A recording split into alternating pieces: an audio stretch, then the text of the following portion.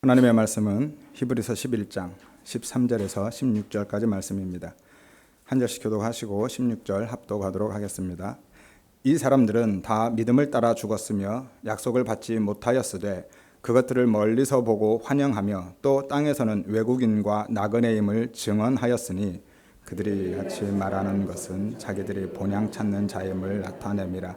그들이 나온 바 본향을 생각하였더라면 돌아갈 기회가 있었으려니와 그들이 이제는 더 나은 본향을 사모하니 곧 하늘에 있는 것이라.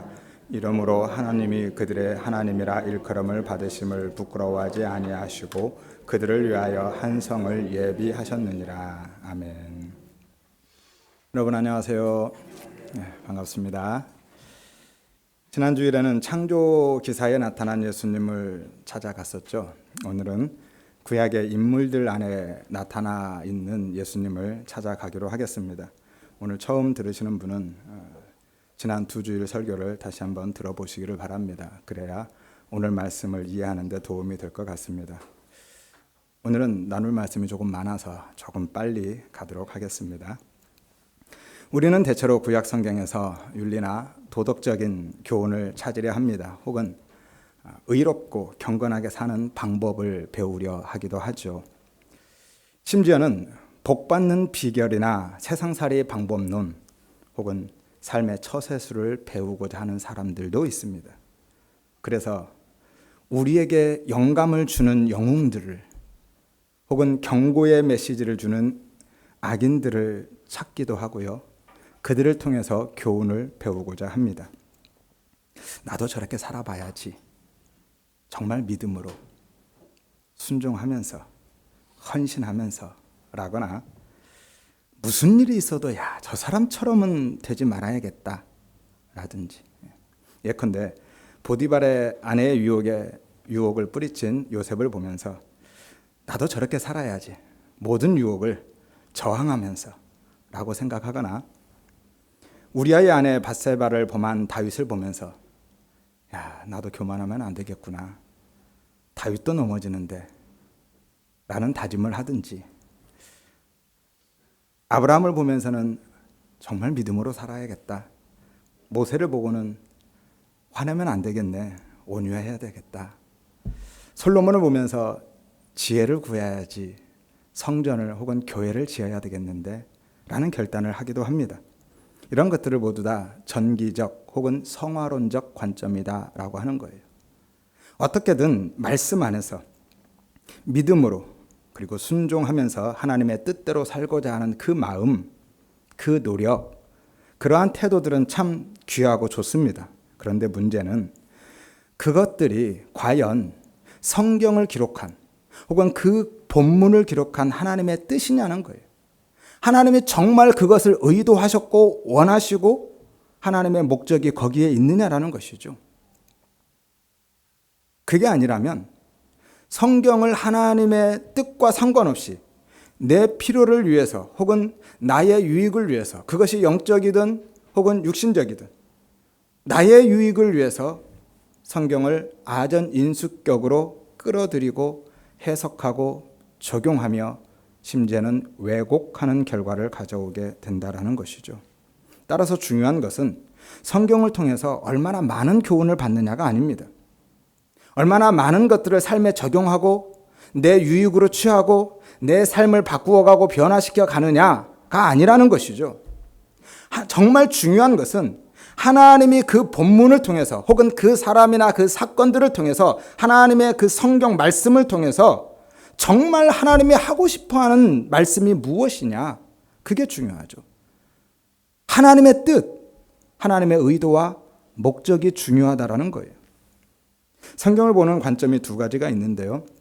이러한 전기적 성화론적 관점 말고요. 성경은 그래서 우리는 하나님 중심적으로, 또 하나는 구속사적으로, 그러니까 예수 그리스도 중심적으로 바라보아야 된다라는 거예요. 그래서 제가 일전에 설교는요, 이른바 은혜 되는 설교, 그러니까 우리에게 위로가 되고 힘이 되는 설교가 아니라 본문의 의미와 의도를 드러내는 설교를 해야 된다라고 말씀드린 거예요. 때로는 그 말씀이 듣기 불편할 수 있습니다. 힘이 들 때도 있고 재미가 하나도 없을 수도 있고 때로는 아플 수도 있어요. 심지어 고통스러울 수도 있지만, 그러나 본문이 말씀하고자 하는 하나님과 그분의 뜻, 예수를 드러내주는 것이 바로 진정한 설교다라는 것이죠. 왜냐하면 성경은 단순히 이스라엘의 역사가 아니잖아요.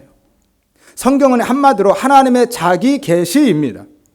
하나님이 당신을 드러내는 거예요. 그리고 그 계시의 정점에는 누가 계셔요? 예수님이 계시죠.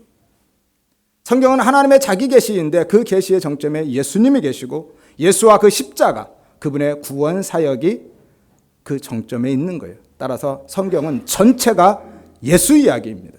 예수만 이야기하고 있어요. 그래서 요한복음 5장 39절에 이 성경이 곧 내게 대하여 증언하는 것이다 라고 예수님이 말씀하고 계신 거예요. 누가복음 24장 27절에도 모세와 모든 선지자들로 글로 시작하여서 모든 성경에 쓴 바 자기에 관한 것을 말씀하셨다라고 하시는 거예요. 모든 성경은 다 예수 그리스도에 관한 것이다 라는 것이죠. 예수님 당시에는 성경은 구약 성경밖에 없었죠. 그래서 구약 성경에도 다 예수님에 관한 이야기다라는 거예요. 신약만 예수님을 이야기하는 것이 아니라 구약도 모두가 다 예수에 관한 이야기다라는 것이죠. 이처럼 성경은요, 단순히 도덕책이나 교훈집이 아닙니다. 세상을 살아가는 세상살이 방법론이나 처세술에 관한 안내서나 참고서는 더더욱 아니라는 거예요. 어떻게 하면 내가 부자로 살 수 있을까? 어떻게 하면 성공하는 인생을 살 수 있을 것인가에 대한 도덕적인 교훈을 주거나 우리가 의롭고 경건하게 사는 방법들을 배워가는, 내가 원하는 답을 제시해주는 그러한 종교서적이 아니라는 것이죠. 성경은 전체가 예수에 대한, 그리고 그분의 구원 사역에 관한 이야기다라는 것입니다. 그러면 성경을 위인전기 읽듯이 영웅들과 악인들의 관점으로 바라보는 그러한 전기적 관점이나, 혹은 그들을 통해서 윤리와 도덕적인 교훈을 찾고 의롭고 경건하게 사는 방법을 배우려는 그러한 성화론적 관점이 왜, 무엇이 문제인지를 봐야 되겠죠. 첫 번째는 그러한 전기적 혹은 성화론적 관점은 인간 중심적이고 인본주의적이기 때문입니다. 그래서 문제가 있는 거예요. 우리의 초점을 하나님으로부터 사람에게로 옮겨버리는 거예요. 성경은 하나님을 이야기하는데, 하나님의 자기 계시인데, 우리가 성경을 보면서 그 초점을 하나님이 아닌 나에게로 옮겨와 버린다라는 것이죠.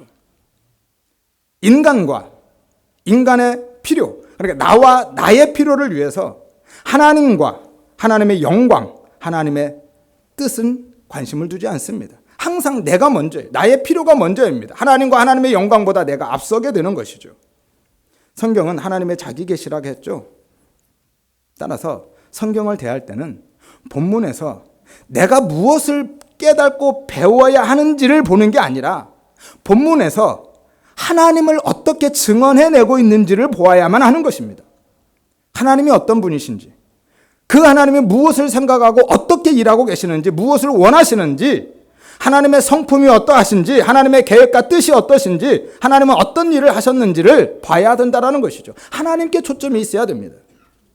따라서 성경 혹은 하나님의 말씀을 대할 때는 내가 하나님을 위해서 어떤 존재가 되어야 하는지를 생각하거나 찾기보다는 먼저 하나님이 내게 어떤 존재인지를 생각하고 찾아보아야만 하는 것이죠. 그래서 성화의 방법론보다 은혜를 구하라 하는 겁니다. 내가 어떻게 하면 의롭고 경건하게 살아갈 것인가를 찾는 게 먼저가 아니라 그 안에서 하나님을 찾고 하나님의 은혜를 찾아내는 게 먼저라는 것이죠. 그러면 하나님이 내게 어떤 존재인지를 그렇게 발견하게 되면 내가 하나님을 위해서 어떤 존재가 되어야 하는지, 혹은 무엇을 하며 어떻게 살아야 되는지는 저절로 알게 되는 거예요. 그런데 그렇게 하지 않으면 우리는 그러한 삶을 살아갈 수도 없거니와 살아낸다 할지라도 유대인들처럼 율법에 매인 종처럼 살거나, 혹은 바리새인들처럼 사람들에게 보이고자 하는 외식, 연극 혹은 연기하는 삶을 살아갈 수밖에 없는 것이죠. 또한 성경을 하나님 중심적이고 구속사적인 관점으로 바라보지 못하고 전기적이고 성화론적인 관점으로 보게 되면 또 하나의 문제가 있는데, 그것은 성경을 지나치게 자기 중심적으로 혹은 개인주의적으로 바라보게 된다는 거예요.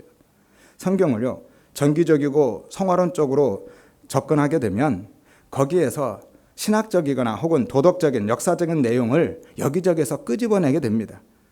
조금씩 끌어당겨서 내 개인의 삶, 내 경건에만 적용하고자 하는 거예요. 거기에만 초점을 맞추어 버립니다. 그래서 성경 전체를 하나로 연결되어진, 하나로 통합되어진 하나님의 말씀으로, 하나의 역사로 보지 못하고 매우 지엽적으로 바라보게 되는 것이죠. 그리고 지나치게 자기 중심적으로 해석해냅니다. 영원한 하나님의 나라는 이 땅에서, 그러니까 영원한 하나님의 나라보다는 이 땅에서의 내 삶, 내 개인의 삶에 초점을 맞추게 되기 때문에, 그렇게 되면 마치 수없이 많은 퍼즐 조각 중에 하나를 보고 있는 것처럼 전체의 그림을 볼 수가 없습니다.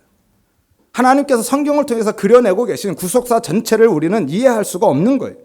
한마디로 숲은 전혀 보지 못하고 나무 한 그루 한 그루만 바라보고 씨름하고 있는 상황이 되는 것이죠.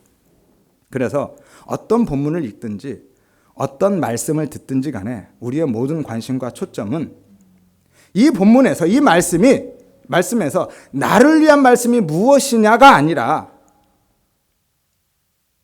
이 말씀에서 하나님이 어떻게 드러나는지를 보아야만 하는 것이죠. 하나님은요, 성경을, 특별히 성경 속에 등장하는 인물들을 우리가 본받아야 하는 도덕적인 본보기로 제시하지 않습니다. 우리가 배우고 따라가야 하는 영웅으로 혹은 우리에게 경고를 주기 위한 반면교사로 활용하고 계시지 않아요. 하나님은 성경을 통해서 당신을 드러내고 계신 거예요. 자신을 이야기하신 자기 계시입니다. 하나님의 성경을, 그들의 이야기를 기록하신 이유가 하나님이 누구이신지, 무엇을 원하시는지, 어떻게 행하시는지 그들을 통해서 그 하나님을 계시하시는 거예요. 하나님 당신 자신을 계시하는 겁니다. 그래서 성경은 하나님의 자기 계시다라는 거예요. 그리고 나아가서 특별히 예수 그리스도를 통한 구원 사역을 계시하는 것이 바로 성경인 거예요. 따라서 성경 속 인물들이 개개인의 역사에서 머물러서는 안 되고 이스라엘 민족의 더 큰 역사로 우리는 나아가야 하는 것이고요. 그 일부로 보아야만 합니다. 그리고 나서 이스라엘의 민족의 역사도 그 자체에 머물러 있어서는 안 되고 예수 그리스도와 십자가 그 구속사라는 훨씬 더 큰 본질적인 그리고 궁극적인 역사로 나아가야 하는 것이죠. 개인의 역사 혹은 그 이스라엘 민족의 역사에서만 머무르면 안 되는 것입니다. 왜냐하면 성경을 기록한 궁극적인 목적이 바로 구속사 전체를 우리에게 알려주기 위해서 기록하셨기 때문이죠. 그래서 그 본질적인 궁극적인 구속사의 일부로 보아야만 하는 것이죠. 예컨대 사무엘상 17장에 보면 무슨 이야기가 있죠? 다윗과 골리앗 이야기가 나옵니다. 잘 아시죠? 다윗과 골리앗 이야기는 너무 잘 아시니까 제가 설명은 드리지 않겠습니다. 그런데 그 다윗과 골리앗 그 본문의 의미와 요지는요, 단순히 다윗의 용기나 그의 믿음을 본받아서 우리도 그렇게 믿음으로 세상과 맞서 싸워야 된다, 그러면 하나님이 우리에게 승리를 가져다 줄 것이다 라는 게 아니라는 거예요. 이런 식의 설교가 바로 자기 중심적이고 개인주의적이고 인본주의적인 설교다라는 거예요. 그 다윗과 골리앗 이야기의 1차적인 의미와 의도는 혹은 그 이유와 목적은 다윗의 용기나 그의 믿음이나 그의 싸움 기술에 있는 게 아닙니다. 이스라엘 민족의 안위가 그들의 힘, 그들이 가지고 있는 군대나 사람에게 있지 않고 하나님께 달려있다라는 것을 말씀하고 싶으신 거예요. 하나님이 살아계시고 하나님만 유일한 구원자가 되시고 하나님만 만왕의 왕이시다라는 것을 말씀하고 싶으신 겁니다. 그래서 사무엘상 17장 45절에서 47절에 보면 다윗이 골리앗에게 하는 이야기죠. 너는 칼과 창과 단창으로 내게 오지만 나는 만군의 여호와의 이름으로 이스라엘 군대 하나님의 이름으로 내게 간다. 오늘 여호와께서 너를 내 손에 넘기실 것인데 온 땅으로 하나님이 계신 줄을 알게 하겠고 또 여호와의 구원하심이 칼과 창에 있지 아니함을 알게 하리라. 전쟁은 여호와께 속한 것인즉 그가 여호와가 너희를 우리 손에 넘기시리라. 다윗은 계속 누구를 이야기하고 있어요? 하나님을. 하나님을 드러내고 있습니다. 이 짧은 구절 속에 무려 하나님의 이름이 7번이나 등장해요. 이 싸움은 내가 하는 게 아니라는 거예요. 하나님의 싸움이다. 하나님이 싸우신다. 그 하나님이 누구이신지를 드러내주고 있는 것이죠. 이것이 성경을 하나님 중심적으로 보는 관점입니다. 주인공이 다윗이 아니라 주인공이 다윗을 사용하시는 하나님이시거든요. 따라서 우리의 시선이 다윗에게 초점이 맞춰주거나 머물러 있어서는 안 되고요. 하나님께로 옮겨져야만 하는 것이죠. 그리고 여기까지는 많은 사람들이 사실은 공감하고 이야기하는 내용들입니다. 그런데 우리는 여기에서 머물러서는 안 돼요. 이 하나님 중심적인 관점에서만 만족하고 머물러서도 안 되고요. 우리는 한 걸음 더 나아가야만 합니다. 서두에서 말씀드렸죠. 성경을 보는 두 가지 관점이 무엇이라고 했어요? 하나는 하나님 중심적, 하나는 구속사적. 구속사적으로 예수 그리스도 중심적으로 나아가야만 하는 겁니다. 그런데 사실은 그게 잘 안 돼요. 왜냐하면 본문에서 표면적으로 잘 안 보이기 때문이죠. 그러니까 우리는 보이는 대로만 해석하고 적용하고 끝나버립니다. 하지만 우리는 구속사적으로 보려고 하는 마음, 생각 혹은 노력을 해야 되고요. 그런 의지를 가지고 연구도 해야만 합니다. 그래야 보이는 거예요. 왜? 하나님이 그 안에 감추어 두셨기 때문에. 일명 예표 혹은 모형, 그림자, 상징 이런 단어들로 표현되죠. 하나님이 그 안에 그렇게 감추어 두셨거든요. 따라서 다윗과 골리앗 이야기의 본질적인 의미와 목적도 따로 있는 거예요. 단순히 하나님이 누구이신지만 드러내고자 하는 것이 아니라 바로 예수와 십자가 그 복음을 이야기하고 싶으신 것이죠. 예수 그리스도의 구원 사역을 계시해 주고 싶어서 그 이야기를 기록해 놓은 겁니다. 성경에 나타난 개인과 민족의 싸움은요, 항상 하나님의 구원 사역을 위한 우주적이고 영적인 싸움을 예표하고 있거든요. 그러면 다윗과 골리앗 이야기가 어떻게 하나님 중심적인 관점을 넘어서 구속사적인 관점, 예수 그리스도의 관점으로 나아가는지를 한번 보겠습니다. 다윗이 무엇으로 골리앗을 이겼죠? 돌 5개와 물매로. 돌은 시냇가에서 주워온 돌이고요. 물매는 아시죠? 한번 띄워보세요. 이게 물매입니다. 저 물매에 돌을 넣고 돌려서 던지는 거거든요. 이미지는 됐습니다. 그런데 이 돌과 물매가요, 모두 다 예수 그리스도를 상징하고 있기 때문에 우리는 구속사적으로 보아야 된다 하는 것이죠. 갑자기요? 왜 예수를 상징하고 있죠? 어떻게 그렇습니까? 라는 의문을 가질 수는 있겠죠. 당연합니다. 왜냐하면 한 번도 그런 설교를 들은 적이 없고 한 번도 그렇게 생각해 본 적이 없기 때문이죠. 오늘은 다윗과 골리앗에 대한 설교 내용이 아니라서 최대한 간단하게만 설명해 드리고 가겠습니다. 잘 한번 들어보시기를 바랍니다. 다윗이 골리앗을 어떻게 쓰러뜨리죠? 물매로 던져서 쓰러뜨립니다. 골리앗은 공중에 뜨인 돌을 맞아서 쓰러지죠. 이런 비슷한 장면이 성경 속에서 또 한 번 나오는데 어딘 줄 아세요? 어디죠? 다니엘서 2장에 보면 느부갓네살 왕이 꿈을 꾸는데요. 손대지 아니한 돌, 일명 뜨인 돌이죠. 이 돌이 산에서 나와서 거대한 신상을 쳐서 부서뜨립니다. 이 뜨인 돌은 사람이 손으로 쪼아낸 돌이 아니라 스스로의 힘으로 원석에서 떨어져 나온 돌을 이야기하고 있거든요. 그리고 성경에서 그 돌은 혹은 반석은 항상 예수를 상징합니다. 그래서 예수님이 산돌이다라고 하시고요. 너희가 집을 지을 때 어디에 지어라? 모래가 아니라 반석 위에 지어야 된다 하는 거예요. 예수 위에 짓는 겁니다. 따라서 예수 그리스도에 의해서 거대한 그 신상, 곧 세상의 나라가 무너질 것을 이야기하고 있는 것이 바로 다니엘서 2장의 그 느부갓네살 왕의 꿈 이야기인 거예요. 그리고 골리앗도 바로 그 세상, 코스모스, 그 세상을 상징하고 있는 것이고요. 나아가서 율법을 상징하고 있는 겁니다. 그리고 물매는 두 가지 의미가 있어요. 하나는 우리가 잘 아는 투석기라는 의미가 있죠. 그런데 또 하나의 의미가 있는데 우리는 이 의미를 간과하고 있습니다. 성경에서 굳이 그 의미를 가져다 쓰고 있는 이유가 있거든요. 그 또 하나의 의미가 휘장이라는 의미예요. 우리 표현으로 하면 커튼이죠. 휘장.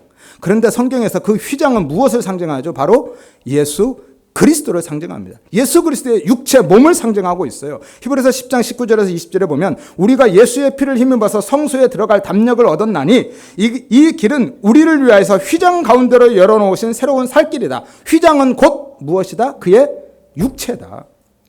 휘장은 예수 그리스도의 육체입니다. 예수님이 돌아가신 다음에 첫 번째 사건이 일어나는데 무슨 일이 일어나죠? 바로 그 휘장이 위로부터 아래로 찢어지는 거예요. 위에서 아래로 찢어졌다라는 것은 사람이 밑에서 찢지 않았다라는 거예요. 그건 하나님이 찢으신 겁니다.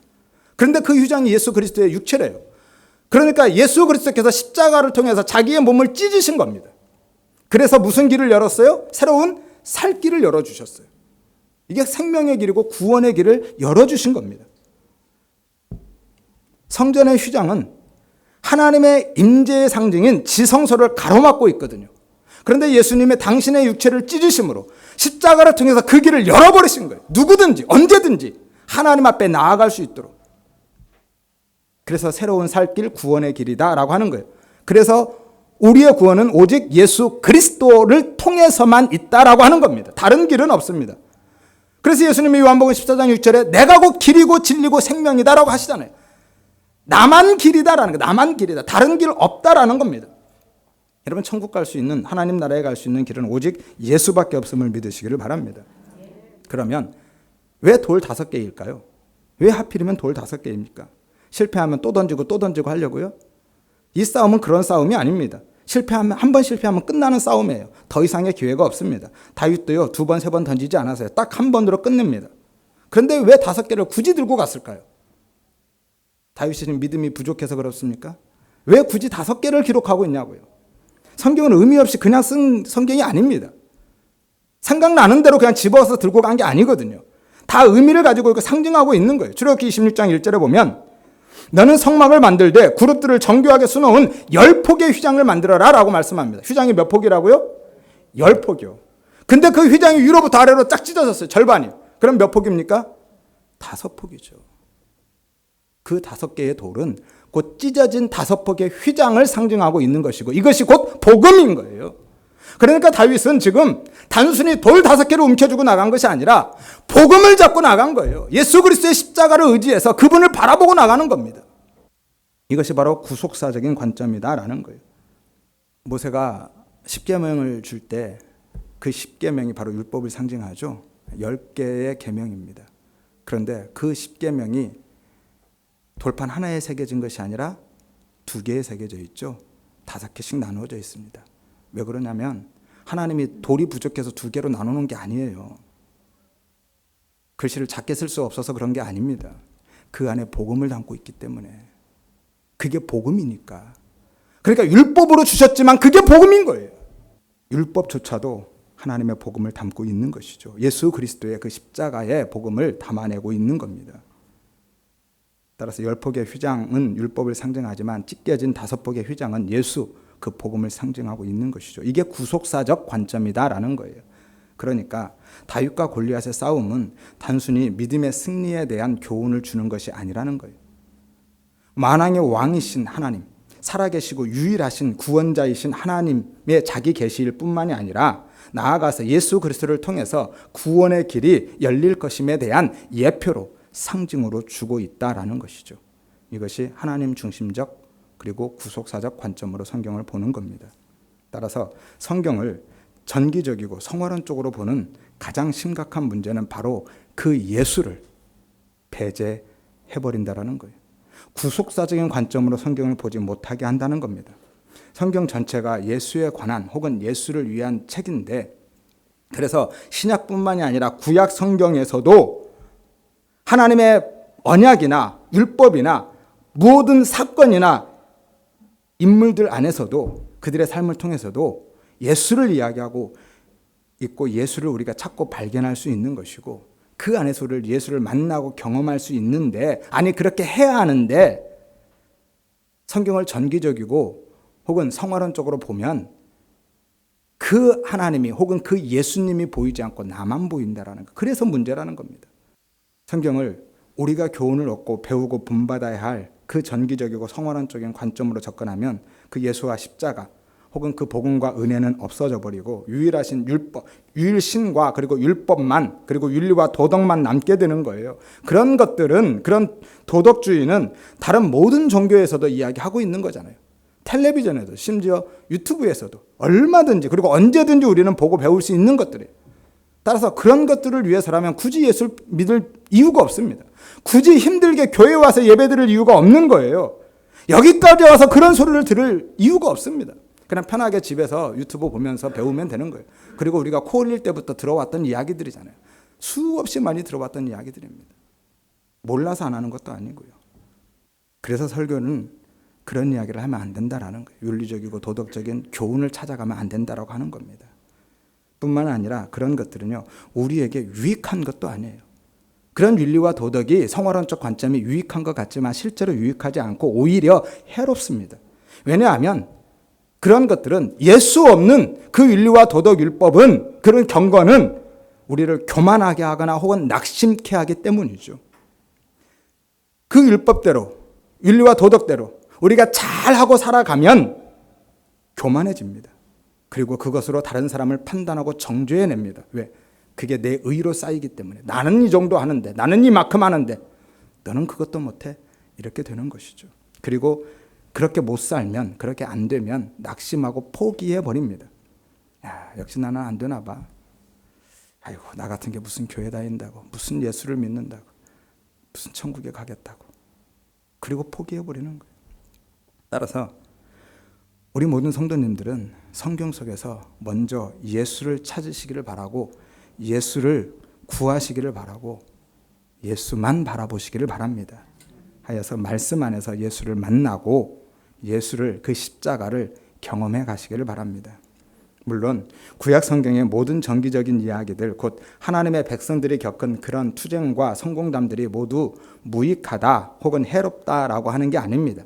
제가 지금 드리고 있는 말씀은 그런 게 그 자체가 다 필요 없다, 해롭다라는 것이 아니라 하나님보다 앞서서 혹은 예수를 배제한 채 그 말씀을 통해서 내게 유익한 교훈만 찾아가고 내게 필요한 방법론만 배우려는 그러한 전기적인 혹은 성화론적인 관점이 문제라는 거예요. 그게 잘못되고 해롭다라는 겁니다. 왜냐하면 거기에는 하나님이 없어요. 하나님을 찾고 있지만 사실은 그 안에 나밖에 없습니다. 마치 기도할 때 하나님의 이름을 열심히 부르고 예수님을 열심히 찾고는 있지만 가만히 들여다보면 그 안에 하나님과 예수님은 없고 나만 있는 것처럼. 왜 하나님의 이름을, 예수의 이름을 그렇게 부르고 찾죠? 결국은 내가 필요한 것 얻어내려고. 그러니까 그 안에 예수는 부르는데 예수가 없고 나만 있는 거예요. 그래서 오늘날 교회가 예수가 없는 교회, 예수가 없는 성도가 많은 겁니다. 예수가 필요한 게 아니라 예수의 힘이, 예수님이 가지고 있는 그 능력이 필요할 뿐입니다. 따라서 그 힘과 능력을 줄 수만 있다면 누구든지 상관이 없는 거예요. 그래서 예수가 없는 겁니다. 그런 사람들은 예수를 믿는 게 아니라 나를 믿는 거예요. 그것을 우상이라고 하는 겁니다. 자기 숭배, 자아 숭배 교회에 빠진 사람들인 거예요. 그래서 그런 사람들은요, 그런 경건조차도, 그런 윤리와 도덕조차도 다 나를 위해서 사용합니다. 나의 의를, 내 이름을, 내 가치를, 내 평판을 위해서 그것을 사용하는 거예요. 바리새인들처럼. 바리새인들이 그랬거든요. 얼마나 열심히 살았고 얼마나 잘하고 살았습니까? 그런데 그것들은 다 그들의 열매로 예수님이 인정하지 않습니다. 결국은 그 모든 것들은 다 자기 의로 쌓아버린 거예요. 자기 이름을 위해서, 가치를 위해서, 평판을 위해서 한 것이지 결코 진정한 경건의 삶이 아니었다라는 거예요. 그래서 외식이라고 하는 겁니다. 그래서 우리는 먼저 예수를 바라보아야 한다는 것이죠. 그분의 힘과 능력이 아니라 예수 자체를 보시라는 거예요. 예수 자체를 사랑하시라는 겁니다. 그래야 진짜 내가 보이는 겁니다. 예수를 먼저 봐야, 그리고 예수를 통해서 봐야 내가 보이는 거예요. 예수님 앞에 설 때만이 진짜 내가 누구인지를 알게 되고, 그렇지 않으면 세상이 보여주고 있는 나만 보게 되고요, 세상이 요구하는 나만 발견하게 됩니다. 그래서 잘못된 것이고 그래서 해롭다라는 거예요.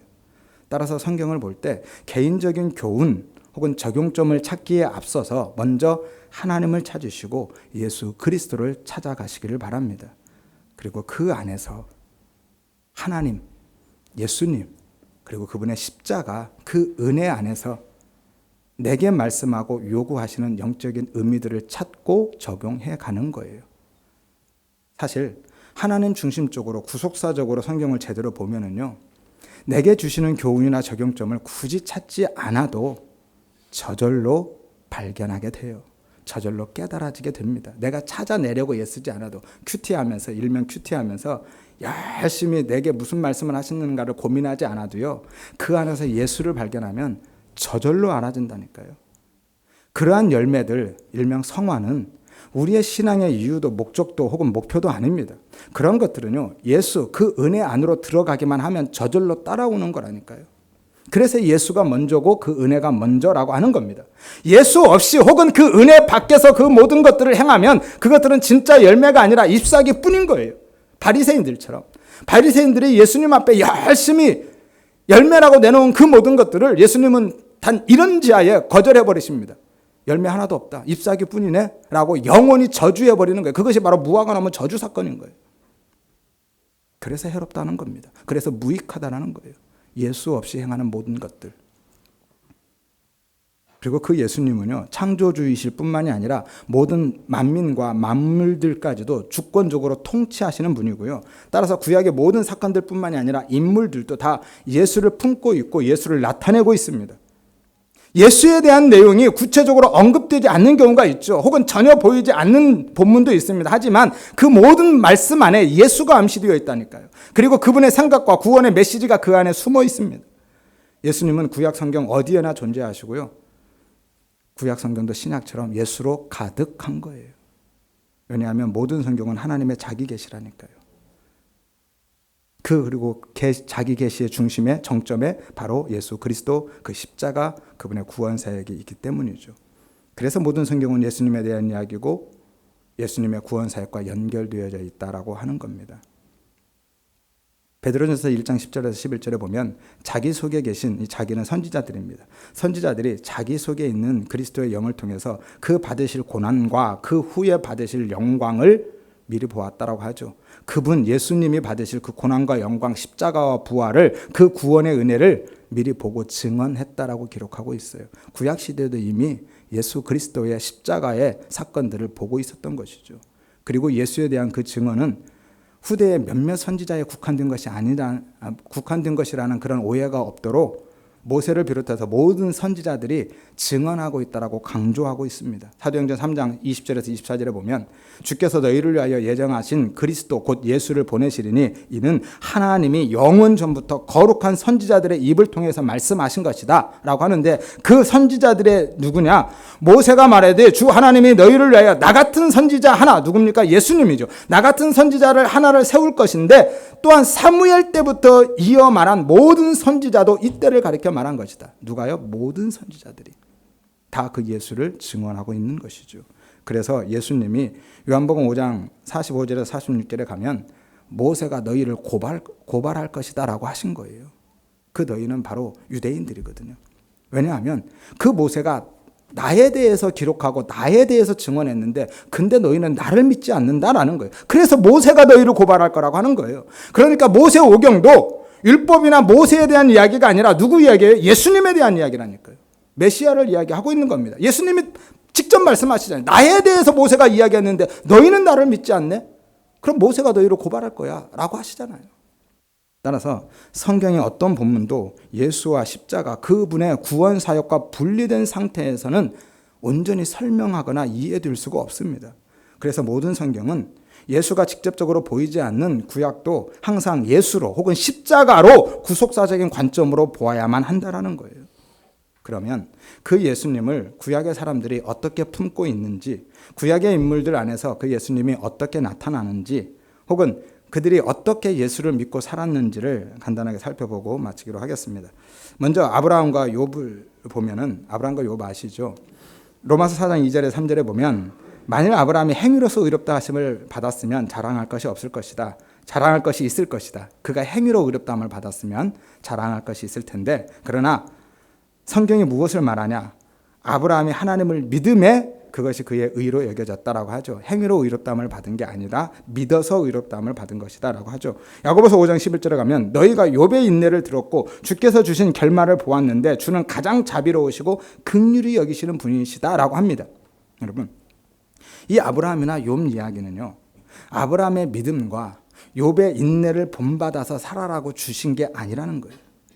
예수님이 그들 안에서 어떻게 믿음으로 그리고 인내로 역사하셨는지, 그 전능하신 주권과 무한한 자비와 긍휼로 그들의 삶을 어떻게 섭리하시고 인도하셨는지를 보여주고 있는 것이다라는 것이죠.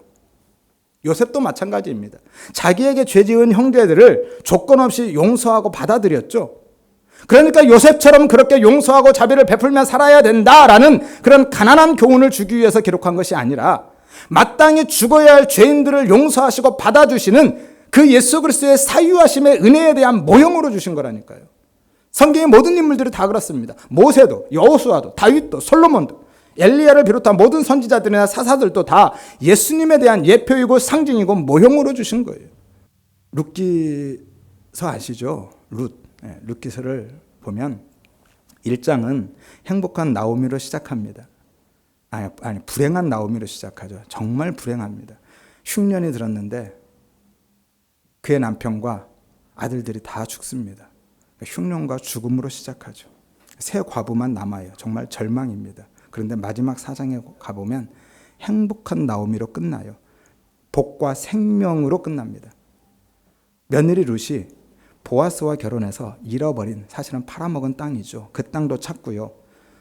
손자 오벳을 낳는데 그 오벳이 누구예요? 다윗의 할아버지. 그러니까 오벳, 이세, 다윗. 그리고 나중에 예수 그리스도께로 이어지잖아요. 그러니까 예수 그리스도의 조상이 된 거예요. 얼마나 큰 희망으로 끝납니까? 따라서 모압을 떠나서 베들레헴으로 돌아간 그 나오미처럼 우리도 하나님께 돌아가야 된다거나, 나오미를 떠나지 않고 함께 돌아온 룻처럼, 다른 며느리는 떠났는데 그죠? 룻은 돌아왔잖아요. 그렇게 하나님께 나아가고 말씀에 순종하면 큰 은혜를 받고 복을 받는다라는 그런 인간적이고 세상적인 복받는 비결, 세상살이 방법론, 삶의 처세술을 가르쳐주는 게 아닙니다. 룻기는요, 나오미나 혹은 룻을 중심으로 보면 안 되고 보아스를 중심으로 보아야만 해요.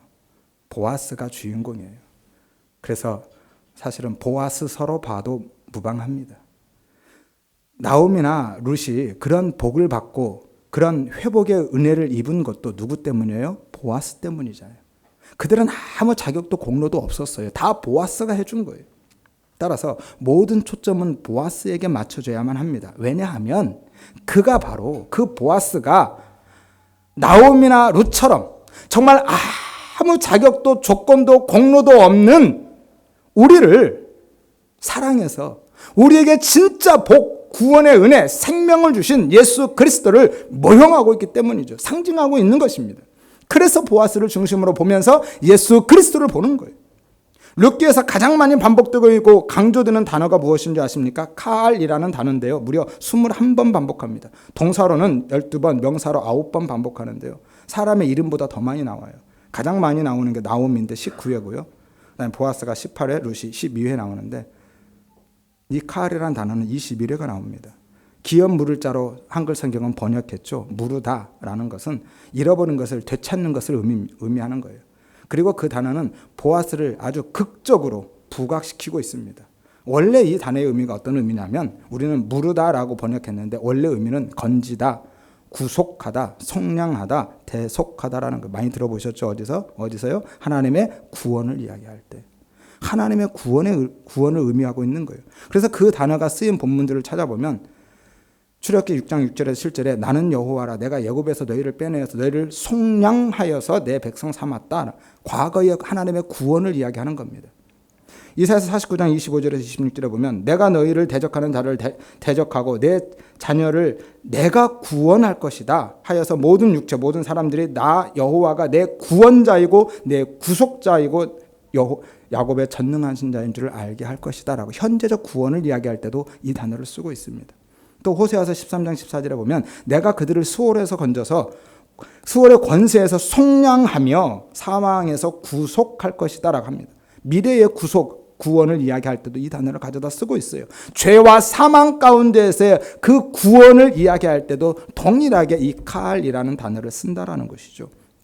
그런데 룻기에서 그 칼, 그 구원자가 누구죠? 바로 보아스라니까요. 보아스. 그러니까 그 보아스가 나오미와 룻의 구원자이고 그분이 바로 우리의 구원자이신 예수 그리스도다라는 것이죠. 따라서 룻기도 회개와 순종을 통해서 1차적인 복과 행복한 삶을 살아라라는 그러한 이야기가 아니라 구원을 베푸시는 하나님의 은혜와 한 걸음 더 나아가서 친히 구원자가 되시는 구속자가 되시고 속량하고 대속의 은혜를 베푸실 예수 그리스도에 대한 이야기라니까요. 또한 구약의 인물들의 죄와 실패를 통해서도 예수 그리스도와 그분의 구원 사역이 절실히 필요하다는 것을 보여주고 있습니다. 예컨대 에스라서나 느헤미야 시대에는 큰 희망으로 시작하죠. 성전이나 성벽을 재건하고요, 개혁을 하면서 시작합니다. 그런데 결국은 영적 대실패로 끝나버리죠. 포로 생활에서 돌아온 이스라엘 백성들이 예루살렘 성전을 재건하긴 하지만 영적인 재건은 이루지 못합니다. 그래서 성전의 물건들, 헌물들을 훔치고요, 안식일을 지키지 않고 장사하고 이방인들과 결혼하고 아주 난리가 납니다. 그래서 느헤미야가 탄식하면서 하나님 나를 기억하시고 그리고 그들을 도말하지 마십시오, 심판하지 말아 주십시오라고 거듭거듭 기도하는 거예요. 그렇게 간절히 이스라엘의 궁극적인 구원과 은혜를, 그 구원자인 메시아를 그렇게 갈구하고 있는 겁니다. 뿐만 아니라 수많은 구약의 사람들이 장차 오실 메시아에 대한 기대와 소망, 그 간절한 기다림으로 살았다라고 하는 거예요. 왜냐하면 그들의 희생제사는 자신의 죄를 씻어내고 자신을 그 죄에서 구원해 줄 수 없다라는 것을 그들이 깨달았기 때문이죠. 동물 제사는 오히려 내 죄를 생각나게 하고 지적하는 것임을 알았습니다. 그래서 정말 더 나은 제사장, 완전한 중보자를 그들은 바라보고 기대하고 기다리며 살았던 거예요. 그래서 다윗은 시편 51편에 보면 희생제사로는 안 된다. 그래서 상한 심령, 진짜 회개하는 것이 필요하다라고 하고요. 이사야서 53장에 예수 그리스도의 그 십자가 사건을 그 현장에서 눈으로 보고 있는 것처럼 다 그려냅니다. 욥은 욥기 19장에 그래서 진짜 중보자, 대속자를 내가 바라보고 있고 그분의 판결을 기다리고 있다라고 이야기하는 거예요. 그래서 히브리서 7장에서 10장에 보면 더 나은 제사장, 새 언약의 중보자이신 예수님이 오시는 거죠.